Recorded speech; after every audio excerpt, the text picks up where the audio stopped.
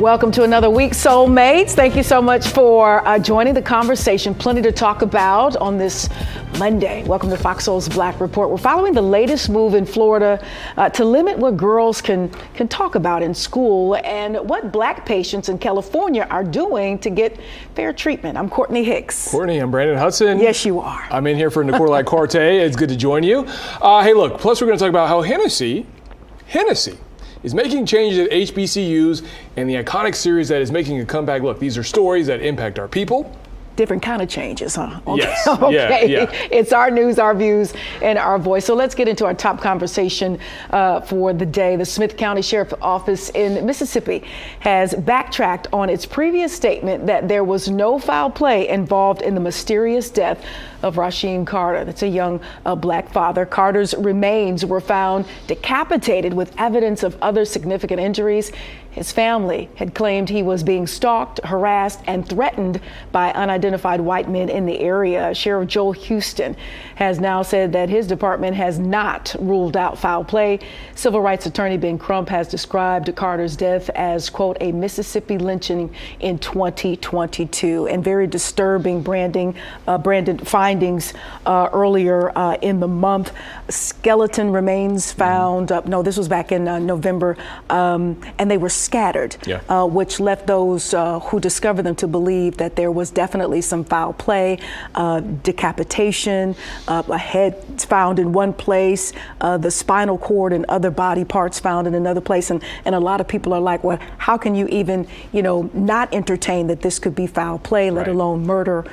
Yeah, no, this is very sad. Yeah. Because this is a young father. This is someone whose child will have to grow up likely hearing the stories connected to their father and how their father died. It is hard to believe, and I know we talk about this often, and it's very cliche, but we're living in 2023, and we have to talk about lynchings of some sort.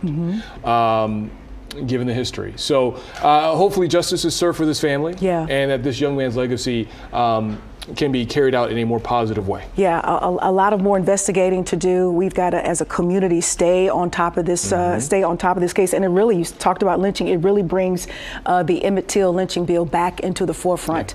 And like you said, hopefully same this kind of family, energy that we saw with George Floyd and with a lot of other deaths at the hands of police officers, we have to carry with this one too. That's right.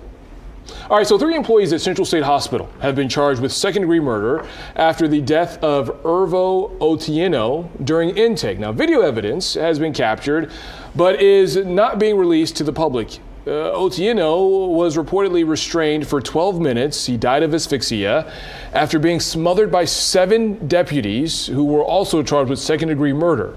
Now, he had been held on assault charges at a hospital and was taken to a mental health care facility when he was restrained after being combative.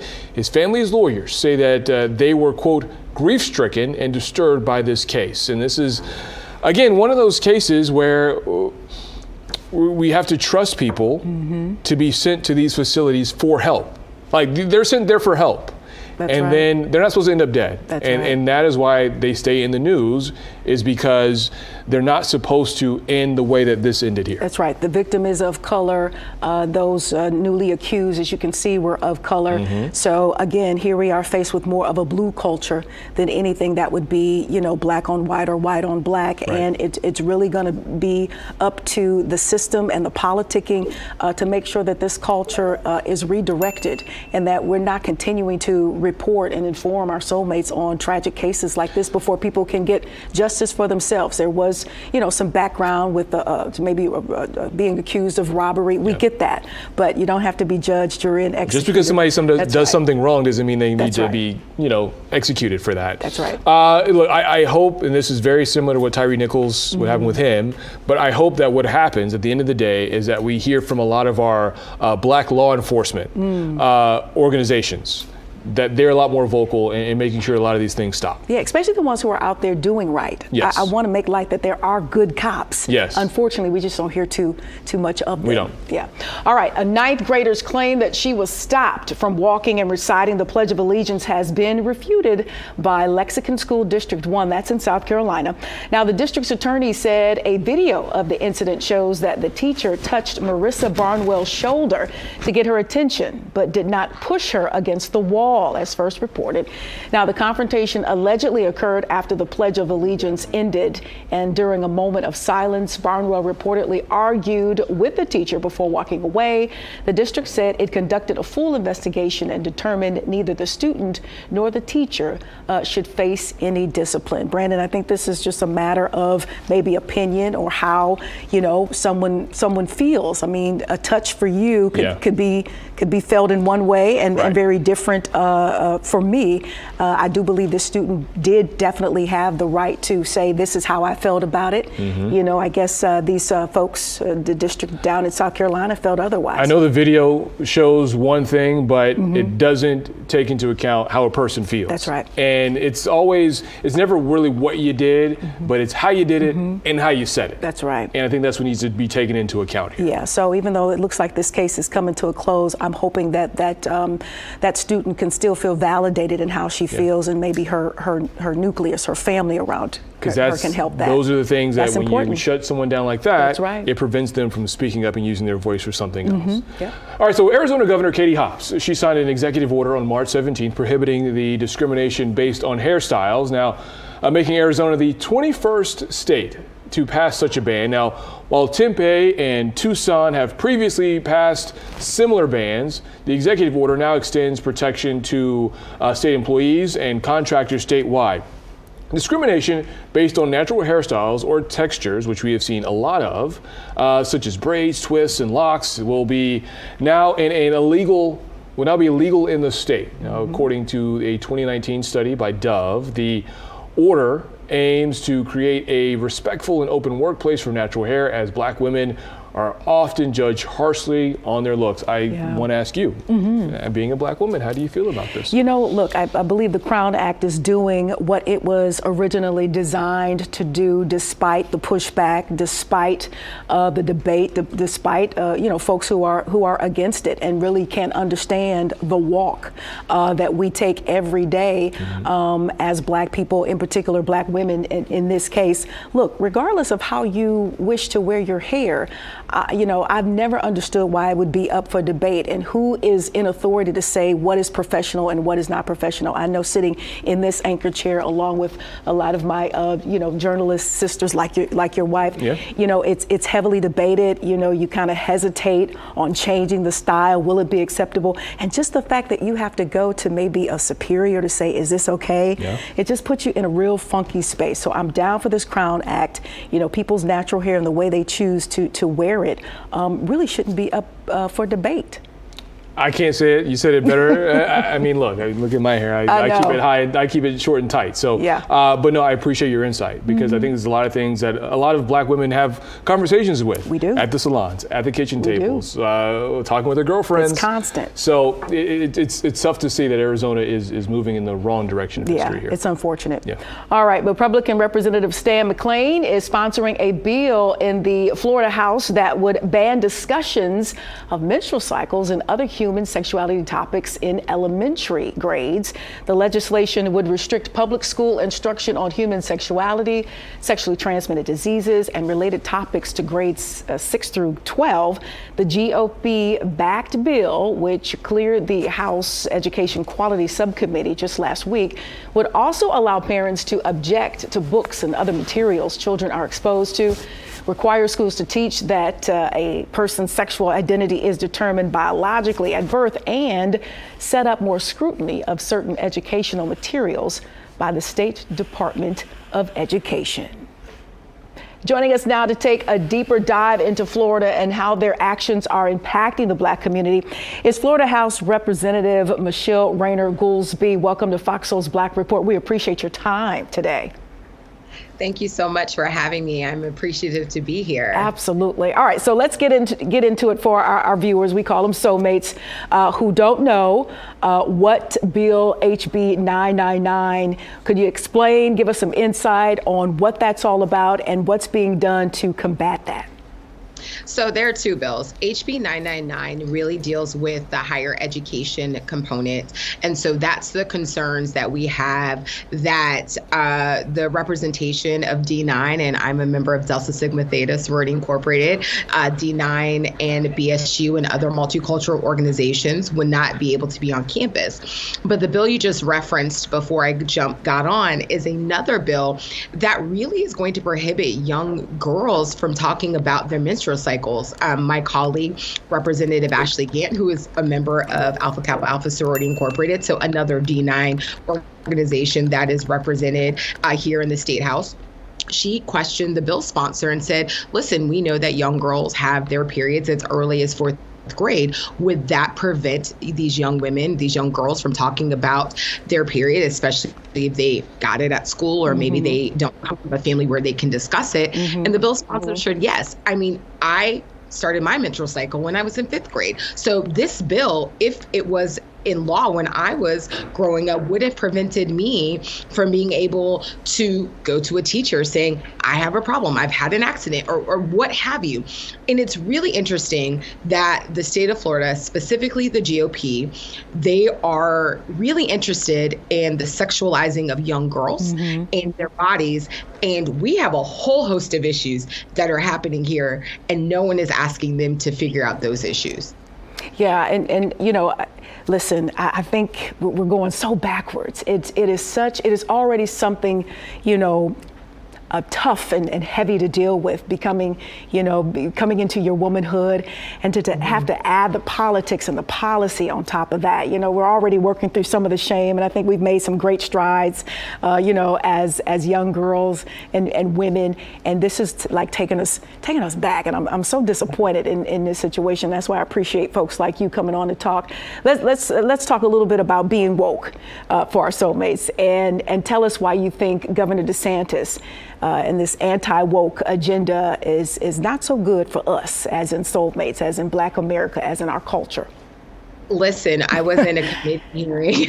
Girl. There's so much to say. There's so much to talk about with this. I know it's tough. How long do we have? Right. I was in a committee hearing last week, and I had enough, right? And I said to the bill sponsor, because they wanted to not have these anti-woke corporations. And I said, I take issue with woke for several reasons. When folks like my parents, who were in the civil rights movement, who integrated the University of South Florida, said woke, they were being aware of the racial violence and terror that was happening around them. When our people use woke, it's for us to understand and to know what is going on. But what I feel like the right, specifically white men, specifically Ron DeSantis, has co-opted this. And another colleague of mine, another Black legislative colleague of mine, said he feels like it's the new way to say the N-word. And I can't say that I'm wrong, because anything that I feel that's attached to Blackness, attached to us asking for what is owed and due for us, asking for equity, we're not asking for more, we're asking just to be equitable. We are then called woke. We are then called, this, progressive agenda. And to me, that agenda is human rights. And I'll tell you this, I have a lot of folks, say, well, Rep. Rainer Goolsby, you always talk about the gay stuff, you talk about the Black stuff, you talk about this. And I said, listen, I know y'all want me to talk about housing. I know y'all want me to talk about education. But if I am dealing with folks who don't believe you deserve to exist as a human, as a Black person, as a woman, as an LGBTQ person, then they're not going to care that you don't have equitable housing. They're not going to care that you can't keep your lights on. They're not going to care that you can't feed your family. So when we're thinking about these like culture wars, these are all connected and intersectional with our kitchen table issues. Yeah, and that marriages the whole book ban thing, and his push for that. A couple of thoughts on the book bans, and I mean it plays right into what you just said. If they don't care, they're not going to care. Correct. Yeah. Correct. 100%. Indeed. All right. So as a black queer Democrat in Florida, what do you believe is needed now to ensure as a community that we're moving in the right direction, whether it's a personal stance you want to take or something professional, or if they run along the same lines? Your thoughts? Listen, I think it's time for our people to take back woke and for us to stay woke. And I always say this, we Black folks know how to organize like no one else. We know how to mobilize like no one else. We know how the power of the vote, we have seen it time and time again, and not just in past history, but in recent history. And we know how to make sure that we can create movements. And this is the time. And I was sharing with a friend this morning, folks who are wanting to keep us oppressed are still hoping that we are tired, because if you're tired, you can't really be active in what's going on, right? And this is not the time, as the book says, to get weary and well doing, right? This is not the time for us to get tired. And this may be a time for you to take a break when you need to take a break and to rest, but this is a time where we've got to come together with an agenda. And I get that Black folks aren't a monolith. I get that. But there are some things that I think that are just reasonable. Folks need to make sure they have housing. Our communities need to be safe. Just like the other folks' communities need to be safe, our communities need to be safe. Black folks and brown folks have proven time and again that we know how to take care of ourselves. And I think that we need to be pushing forward these positions, and we also need to be building Black political power, and not Black political power for a title, but Black political power that is moving our community forward. And that is what I seek to do. That's what I see a lot of folks my age and younger are doing, really building that power that is based in community and based in people. So you're going to have me send in some tithes and offerings, because we love in the ministry. We love and appreciate you, House Rep down there in Florida, Michelle Rayner Goolsbee. Keep fighting the good fight and getting into that real good trouble, as the generation before us used to say. My divine nine sister, thank you so much. We got to have you back. You're an official soulmate now. I love it. Thank you. Thank you so much. Have a good one. Take care. You too. All right, so Representative Jim Clyburn. Let's talk about him. So he endorsed Brandon Johnson for mayor of Chicago, a progressive Black Cook County commissioner who is running against former CEO of Chicago Public Schools, Paul Vallis. Now, Clyburn's endorsement is expected to help Johnson consolidate support from older Black voters, which is key. The campaign is trying to cast the race as a contest between a Democrat and Republican, despite being officially nonpartisan. Clyburn and Johnson bonded over their shared background as former school teachers and sons of Christian ministers. Clyburn's support for Johnson could help reassure voters skeptical of Johnson's past positions on police funding. And Nipsey Hussle's children, 14-year-old Amani and 6-year-old Cross, have been given ownership of the Marathon clothing store that's in South Los Angeles, which was built and owned by their late father. Now, according to reports, Nipsey's brother and business partner, along with the children, will have full rights to the store and $1 million each when they come of age. This move is aimed at reinforcing the value of real estate ownership to Nipsey's children, while also passing down the family's legacy. The Marathon clothing store has been closed since Nipsey's death back in March of 2019, but remains an online store. This is great, because this is how you build generational wealth. Yeah, it is. And not only with this situation, but one of those endorsements that he signed prior to his death, whatever way he maneuvered that thing, his kids will also get ongoing deposits into accounts based upon a endorsement that he didn't even get to live out, that he didn't even get to begin.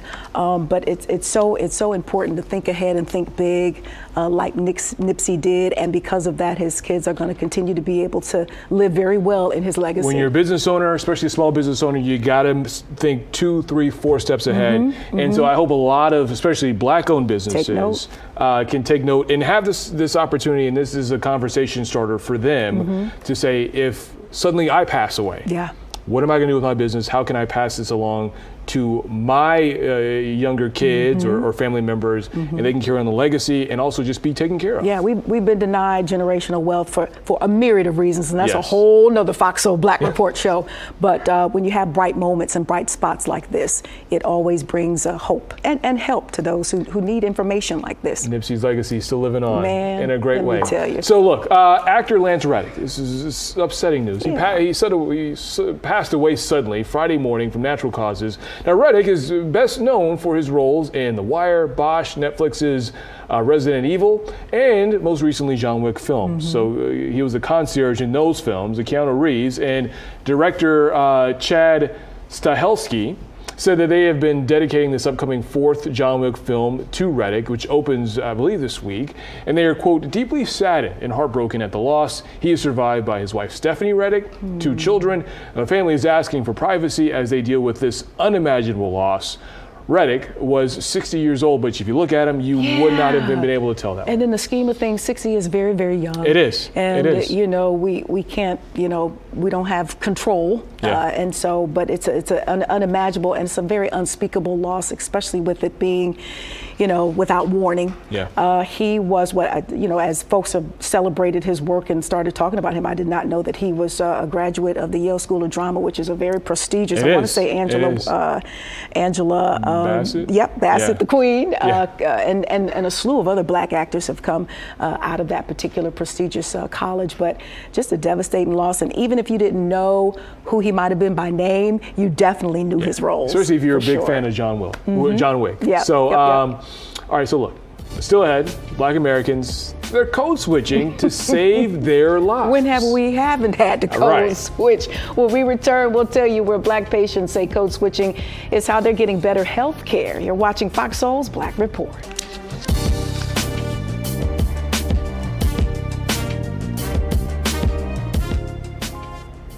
All right, soulmates, welcome back to FOXSOUL's Black Report. NFL lawyers, they're asking a New York judge to reverse her decision allowing certain racial discrimination claims against the league and its teams to go to trial. Yeah, that's right. The lawyers want all of the claims made by NFL coach Brian Flores, you see him here, to go to arbitration instead. Now, Flores had sued the league and 3 teams last year alleging discrimination against Black coaches. The judge had ruled that some of the claims must go to arbitration, but allowed others to proceed to trial. Lawyers for the coaches have asked that judge to reverse portions of that ruling. And I hope it's, for me, I hope it's more, I know trials are long and drawn out, but I think it's the conversation that needs to be heard. It's the allegations need to be heard. And that comes by way of a trial that people have privy to listen and tap into. Because when you do arbitration, and I'm not too keen on legalese, but when you do arbitration, it sounds like you're just sweeping it under the rug, so to speak. But no, these conversations need to be had, and I think this is a way for some people to try to protect the shield, so to speak, the NFL shield here. So, you know, look, without a doubt, NFL is the most popular sport in America. And to have any sort of black eye, especially given the talk we've had about CTE. That's right. To have this racial discrimination talked about is something that the NFL probably wants to avoid at all costs. Yeah, but it's in a trial will bring that all up. Arbitration will make it go away as far as they're probably concerned. Let's keep in mind here, an overwhelming majority of athletes in the NFL, they are Black. There are a lot of Black coaches out there who are trying to get their foot into the door. That's right. And this is one of those ways that you kind of hear the stories about maybe why so-and-so didn't get a certain break. Yeah, I'm pushing for a trial there. Indeed. All right, let's stick with the law for a minute. There's a firm in New York that has announced a civil action case against the alcohol company Dos Toros, saying that this company allowed racial slurs and created a hostile work environment. Now, this all comes after a former worker filed a formal complaint saying that workers regularly use the N-word and other racial slurs by non-Black employees, including supervisors, and they were using these slurs without any consequence. Now, the former employee says she was forced to resign due to discomfort and trauma that using these words caused that she would hear on a day-to-day at work. Words matter. Yeah. At the end of the day, words matter, and you can't have people who want to come to your job feel uncomfortable with people who shouldn't be speaking racial slurs to begin with, saying them and then not being checked. It's 2023, and it just still amazes me how comfortable folks are with being, you know, flat out wrong or or racist or thinking that it's some kind of a joke, right? You know, or it's funny or it's cute. I think we have to get to the point where we as Black people have to be willing to sacrifice our jobs to want to speak up and call out trouble where we see it. Yeah, well, she obviously was, and we're hoping the best in regards to gaining some new employment and helping push that case forward. Yeah, for sure. All right, Courtney, so there's a new survey that Black patients tend to modify their speech and dress up during appointments with their doctor in an attempt to avoid medical bias. I've heard about this. This is implicit bias. California Healthline reports that 32% of patients pay extra attention to how they dress, while 35% switch up their speech to put their doctors at ease. Now, over 40% of Black patients even make it known that they are educated, they're knowledgeable and prepared. Now, the survey was funded by California Healthcare Foundation and titled "Listening to Black Californians: How the Healthcare System Undermines Their Pursuit of Good Health." Now, with a goal of calling attention to the effort Black patients go to in order to receive quality care from health providers. No doubt in my mind, and I'm just going to personalize this story, as my mother, battled and then eventually, finished her battle with cancer. No doubt in my mind, even though the care was good, I feel that we upped the ante because of a family. We always came in there, decent looking, we looked good, and our questions were very thoughtful and they were very educated. We were calling, family members who are doctors, and we knew what to ask, but we just didn't want any room for doubt that we weren't up to date or we weren't, very prepared to help with her care. Yeah, no. It made the difference. There's always that sense of being judged. And my wife and I, we had this conversation before when we owned a house in Philadelphia. She always wanted to keep the roof. We had a roof deck because we didn't really have a backyard. So she wanted to keep the roof in order because she always felt, compared to other people that weren't like us, that there was just a sense of judgment that was there. Yeah. But we talked about implicit bias in 2020, especially as the COVID was making its way, especially in the Black communities, and there was that disparity between Black patients with COVID and other races with COVID. So it goes to show that we're still having to fight that battle of implicit bias when a majority of doctors are not people of color. Yeah, and that's the question too. A push for more doctors of color, and we've talked plenty about stories where organizations are coming together to make sure that we have more doctors on the front lines who look like us. Yeah. So when we do go for the care, sometimes there's things that are just understood culturally. Right. Yeah, I'm sure that would help. All right, Black residents in New Rochelle, a city in New York near Bronxville, are wondering what's in the air after many continuous respiratory illnesses and low birth weights. A new state program is monitoring air quality in communities that are considered most vulnerable to the effects of pollution and climate change. State regulators added New Rochelle neighborhoods into the lower Westchester region, which is one of nearly a dozen areas where the state is measuring air quality. The results aim to give residents a sense of what they've been inhaling, smelling, sniffing. They need help. They need help. It goes to show that no matter how progressive a city like New York City is, there are still little hints of racism. In this case, it's you have a largely Black neighborhood or Black neighborhoods that they are exposed to pollution, and that is another form of racism because you're not going to find this in a lot of neighborhoods that have a lot of money. Yeah, and it's always been there, but to put a name and a label on it and to call it out, sometimes you just think racism, you think, white doesn't like Black, or, Black doesn't like this. Or but somebody uses the N-word. But there's layers to in this case, environmental racism. And it's racism is diverse, a lot of layers, it's complex, and sometimes it can be challenging to keep up with all the different ways we have and continue to be discriminated against. Right. No, for sure. All right, we're going to keep it moving here, Brandon. Coming up, tennis legend Venus Williams, the greatest of all times, has her eyes set on a new accomplishment. Looking forward to that. And we'll also tell you what she's trying to do that will preserve her legacy for a lifetime.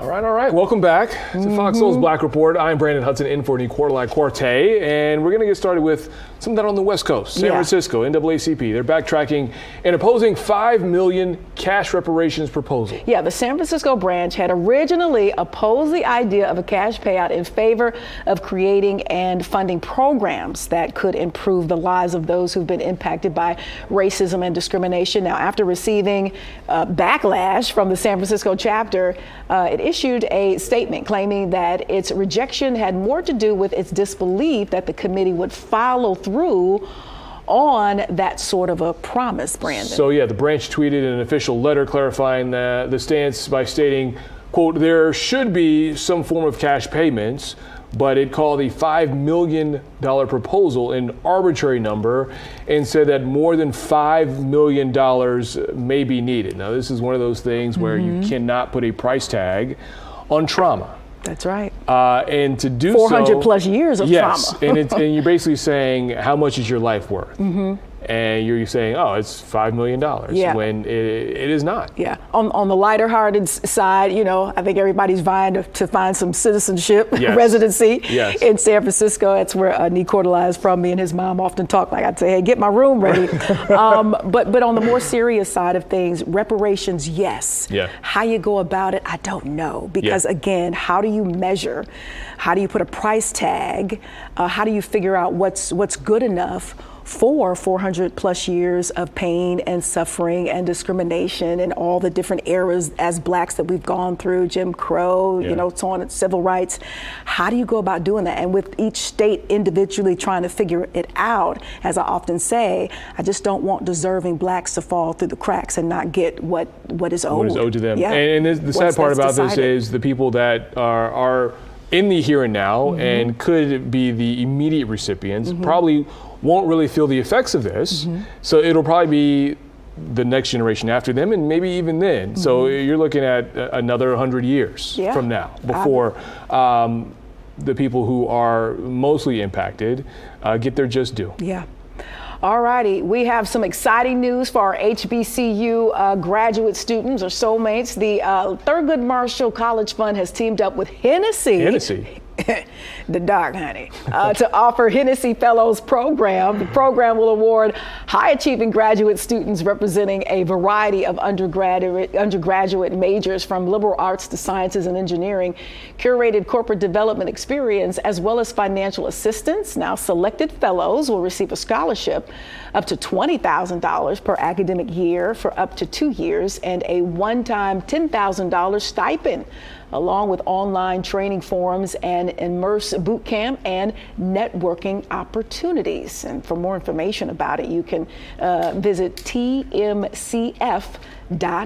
Come on, Hennessy. Hey, you love to see it. I know Hennessy is celebrated in a lot of different ways on campus. Somebody's been drinking Hennessy after, look, I'm kidding here. But anyway, look, they know their target audience. And this is how you capture, and this is how you continue to keep people who are already loyal to you. That's right. To continue to stay loyal. Because not only are you setting people up, but you're giving them opportunities that they probably would not have gotten from any other company. It sounds like a level of awareness. Who's ever are in those marketing and promotion rooms thinking of how they can do some good in the hood. It sounds like there's somebody bringing them some information as to, the stats as to who their true consumers are. You know, Henny will sell out, and before the night is out, there'll be no more left if your place of business isn't properly stocked when we come to party. So, you know, why not give that money back and help those folks in their careers. Instead of making another brand or another iteration of Hennessy, why not invest all that money into the community? I'm going to need Duce to step up, though, in the meantime. So there we go. All right, so Venus Williams, we talked about her right before the break. She's on a mission to preserve her childhood home of the late singer Nina Simone. Now, the New York Post says that Williams has teamed up with artist Adam Pendleton to co-host a gala and fundraiser to support the refurbishment of the North Carolina property. Now, Williams stated that she is so excited to be part of this expansive project centering on the life and legacy of Nina Simone, who has been a huge inspiration for so many people. Now, Simone spent her childhood in the three-room clapboard house. In 2017, a group of artists purchased the property to preserve the space and safeguard its legacy. Now, the gala and auction is set to take place May 20th. It is great to see that Venus Williams is not stepping away from the limelight. That's right. All right, speaking of the limelight, in our continued celebration of Women's Her Story Month, today we honor the life and passion of Nina Simone. Why not? Right. So she is known as the High Priestess of Soul. Nina was a singer, pianist, songwriter, and civil rights activist. Simone was born Eunice Kathleen Wayman on February 21st, 1933. She took up the piano before her feet could reach the pedals, and by the age of 6, she was playing during church services. She mostly is known as a jazz singer, blending gospel, blues, folk, pop, and classical style. Simone was one of the most outspoken and influential musicians throughout the civil rights movement. In 2008, Rolling Stone named her to its list of the 100 greatest singers of all time. And in 2018, Simone was inducted into the Rock and Roll Hall of Fame. Gotta love Venus, who I think is the GOAT too in tennis. You just gotta love the depth, and you gotta love the giving back. And now that she's shifting into, more of a humanitarian role and pushing this cause forward to bring about awareness, I think it's absolutely fascinating. This is another way for people to know who Nina Simone was and remember her legacy, because it goes well beyond the music. And I think, I'm sure you probably agree, music motivates everybody. Like, we're all motivated by music. And Nina Simone, her words are very powerful. Yeah, following, her career and her music, she has a great way of reinterpreting songs that have already been done, like the Strange Fruit song, which was really done by Billie Holiday, and the Four Women song there. Google it if you've never heard it before. Just an amazing storyteller with her lyrics and the way she goes about choosing her notes and the emphasis and the energy. She is a force to still be reckoned with. There are a lot of singers today who could learn a lot from Nina Simone. That's right. There you go. All right, so up next, it is a reunion almost 2 decades in the making, and it's a combination that you do not want to miss. I gotta call my younger brothers. They used to be nuts about Good Burger. The sequel is coming. We got all the deets for you. You're watching Fox Soul's Black Report. Stay close.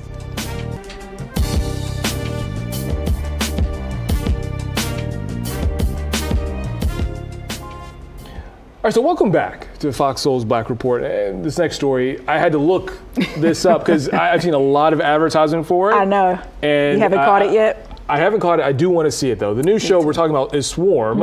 It's been the talk of everyone since it premiered on Friday. And across social media, there's this scene that just kind of blew up over the weekend. It is real steamy. The series is the brainchild of Donald Glover, who's behind Atlanta. Foolish, what's his stage name? Oh, Childish Gambino. Thank you. Foolish, Childish, same thing. But it's the showrunner, I was in the same area, who says she loves the direction the show is going in. Malia Obama helped to shape some of the antics in the 3rd episode of Swarm, actually getting some show credit on there. And the showrunner, Janine Neighbor, says she loves Malia's, quote, wild as hell ideas.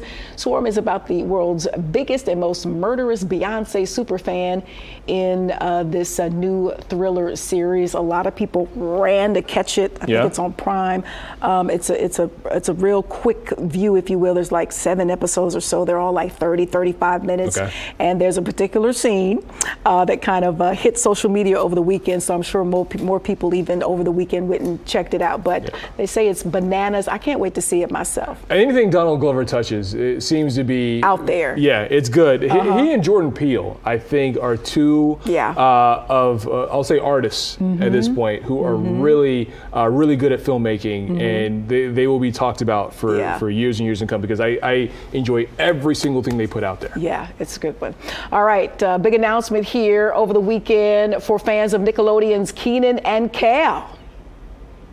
Y'all, it's Kenan and Kel. We're here with a very good announcement for you. On 3. 1, 2, 3. Love it. I love it. I love it. The duel is teaming up again for Good Burger 2. The comedy stars, you saw them there, Kenan Thompson and Kel Mitchell, as two unlucky fast food workers just trying to keep the restaurant afloat. Now, the original movie came out in '97. The sequel is expected to hit screens sometime this year. Was that one of your faves back in the day? Yeah. I loved all that. Loved both of them on all that. Welcome to Good Burger, home of the Good Burger. That was a great show. The variety show they were on. The movie, for a kid's movie, it was what it was. But I'd be interested to see 26 years later what happens. But on another note, though, it is just glad to see those two back together again. I was going to say, there's been some drama. They've been linked forever. And so it may have been drama between the two of them. And I know that they had out. been linked before. But like I said, it's good to see they're back on the same page and back to working together. It's good to see, Kenan continue to reign. He's one of the longest running folks on Saturday Night Live. Longest at this point. So big ups to him. And then Cal has had some ups and downs over the year. We've kind of seen him in the spotlight and not such a good light. Right. I know there's been some friction with him and his daughter calling him out on, I think, some deadbeat issues and some other things. So it's good to see him a little bit more intact, and maybe this will continue to redirect and get him back or keep him on track. And I'm sure there's a generation of like my brother's about 30, a generation of 30-year-olds who watched this when they were kids, who are waiting to see what the sequel is going to be all about. Here we go. Yeah. So this will be great. Yeah. All right, so the highly successful spinoff of The Fresh Prince of Bel-Air, has been renewed for a third season. The reboot is titled Bel-Air. If you haven't seen it, see it as soon as you can. It has a more serious focus on how Will makes his way from Bel-Air from Philadelphia. Now, director Morgan Cooper says the intention is to show the characters in ways that you couldn't do 30 years ago in a sitcom. Now, the show is currently in its second season, with the season 2 finale airing April 27th. Now, I have not seen season 2 yet. When you got 3 kids at home and you're trying to wrangle them, you don't get to the shows as quickly as you would like. We're only 4, I'm a fan, so we're only four episodes in, so you got time. Okay, good. Yeah, good. And it's good. I think sometimes you'll enjoy it pays to just watch them all at once. Yeah. Because the way those shows end, especially at the end of the first season, you don't want to wait another week. You want to jump right in. Right. I'm going through Snowfall right now. Okay. And it's like I have to force myself me and my husband force ourselves to turn it off. But a very much more serious look into. I love the way they have blown out this storyline, and they begin to tackle some topics that 20 years ago either weren't in existence or you wouldn't probably have been able to tackle inside of a sitcom. You always have concerns when you hear that you have a sitcom that's beloved by everybody to say that it's going to take a switch to becoming more real, but they really invested a lot into it and really made it work here. Yeah, and it's not. It focuses still on Will, and even though they're kids, it isn't. It's something that everybody can enjoy. A lot of adults might want to be there with the kids as they watch it because they do what teens do. Right. No. But it's really well done. Yeah, I mean, it bridges that gap from a lot of the people who grew up watching the show, who were kids, who are now parents and adults. And they can watch with their kids. And don't take my black card, Brandon, but I didn't care for The Fresh Prince when it was out as a sitcom. Okay. So this is more of my thing. This is more your jam. Yeah. All right, cool. Clarence Eugene Fuzzy Haskins, an original member of the influential music collective Parliament Funkadelic, has passed away. The Rock and Roll Hall of Fame, which inducted Haskins along with other core Parliament Funkadelic members in 1997, confirmed the death to NPR. Haskins started out singing in the 50s and 60s in Jersey in a doo-wop vocal quintet. The Parliament's named after the American cigarette brand and led by charismatic musician, producer extraordinaire George Clinton.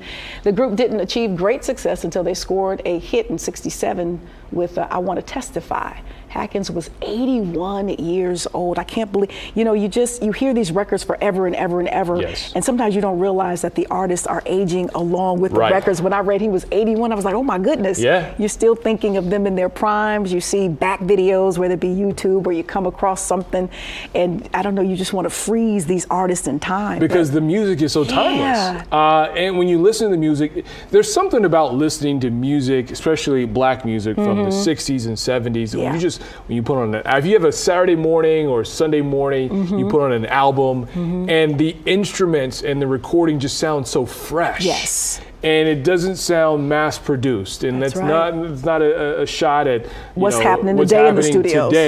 But I think if there's an artist out there who can find a way to take a lot of that live instrument recording and turn that into R&B and rap today, they would be a very successful person. Yeah, I think the Leave the Door Open guys. Especially Motown. Yeah, I think they're doing a good job. So I think Silk Sonic is doing a pretty good job at that. You can never, duplicate, that sound, all the instrumentation, just the genius.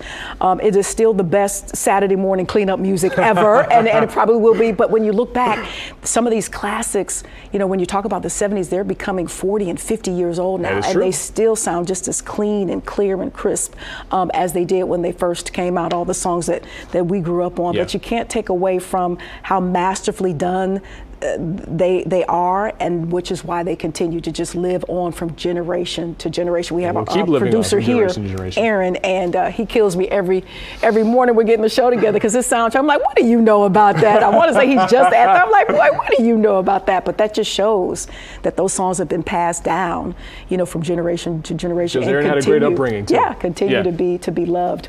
All right, still ahead, it's our favorite part of the show, Black Excellence. All right, so we're going to introduce you to a nonprofit that is doing a great deal for our communities. You are watching FOXSOUL's Black Report.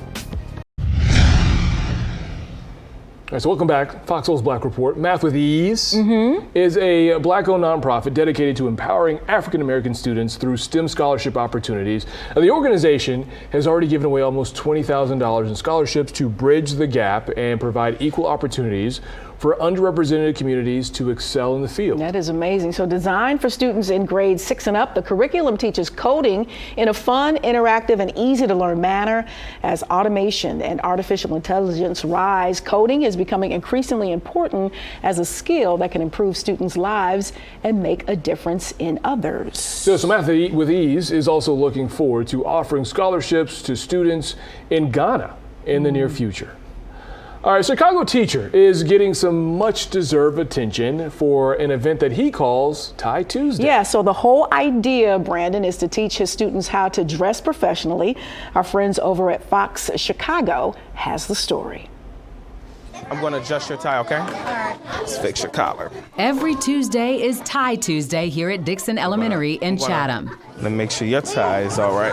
Thanks to second grade teacher Daniel Jackson, who learned to tie one at 7 years old. In college, I was reminded of how my grandfather taught me how to tie a tie. And I knew I wanted to be able to teach other young men and women how to tie a tie, just as I've done in our classroom. Tie Tuesday actually started in his fraternity at Illinois State University. He liked it and brought it here when he started teaching 5 years ago. Each year at the beginning of the school year, I would teach my boys and girls how to tie a tie because I wanted them to learn how to be professionals. The tie-in here? I wanted to make sure that you all had good what? Behavior and grades. Positive behavior, positive relationships in this building. And in this building, the tradition has continued beyond second grade. It was amazing because the culture of the school started to change. His former students still wear them as they get older, and he has now received tie donations and support from parents. They want the children to be able to be creative. They want the children to feel empowered in their classrooms and in the community. And it's working.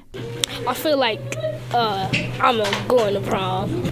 I like it because I just think we look so fancy. It makes me feel good about myself sometimes, and if my classmates do it, they can probably feel good about themselves too. And so does Jackson, who hopes the program expands beyond these walls. I want these young men and women to carry on this tradition.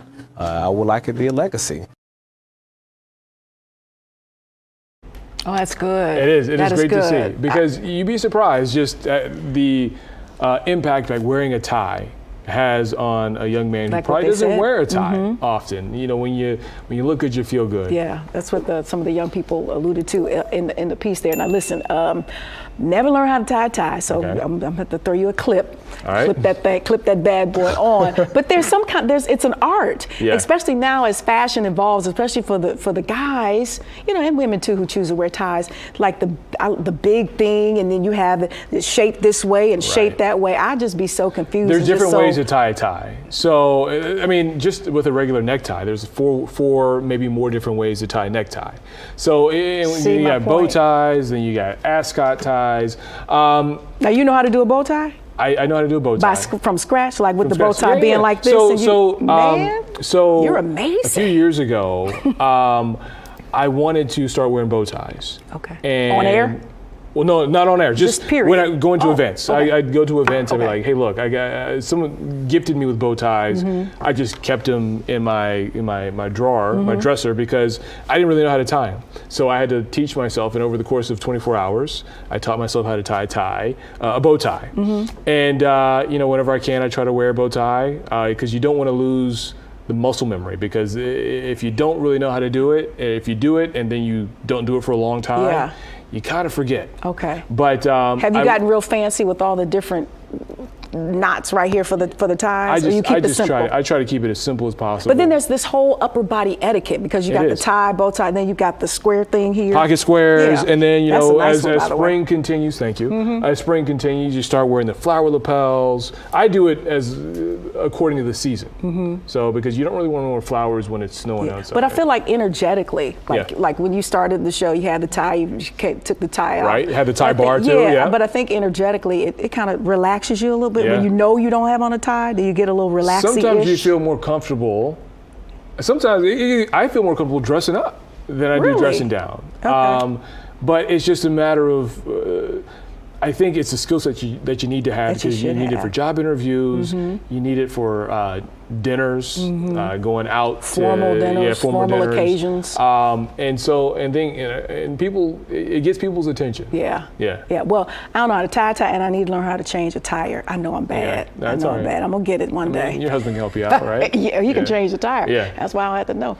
All right, for today's stories and more, access Fox Soul's video on demand on any of our streaming partners like Samsung Plus TV, YouTube, Roku. Check out past shows and other Fox Soul content when you visit foxsoul.tv. And don't forget to download the Fox Soul app, Soulmates. It is absolutely free, as always. You come in clutch. You handle the business for us. We appreciate you. Anytime. And this color really is good. I appreciate it. Can you lift so they can show the pants too, Ooh, and the socks. Sugar shop. We say casket shop. I know. Yeah.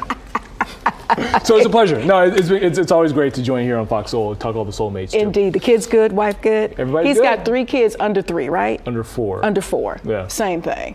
You are amazing. Brandon Thank Hudson, you, we Courtney. appreciate you so much. I'm Courtney Hicks. I'm Brandon Hudson. Yeah, you've been watching Fox Soul's Black Report. Thank you so much. We appreciate you. We'll see you soon. Have a great Monday.